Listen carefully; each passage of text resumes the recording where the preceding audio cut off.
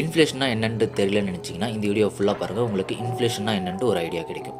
ஒரு குட்டி ஸ்டோரி ஒன்று சொல்கிறேன். 2015 நான் போய் பேங்க்கில் ஒரு 1 lakh ரூபி டெபாசிட் பண்ணுறேன். அவங்க வந்து 3% இன்ட்ரெஸ்ட் ரேட் கொடுக்குறேன்றாங்க.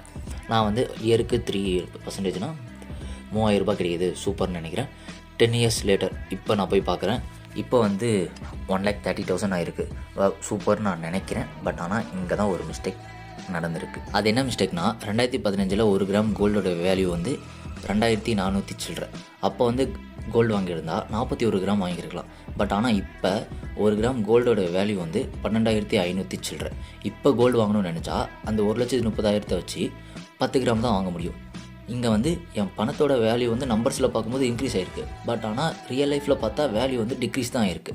இதுதான் இன்ஃப்ளேஷன். இதை பீட் பண்ணுறதுக்கு தான் ஸ்டாக் மார்க்கெட் போவாங்க, பாண்ட்ஸ், கோல்டில் வாங்குவாங்க.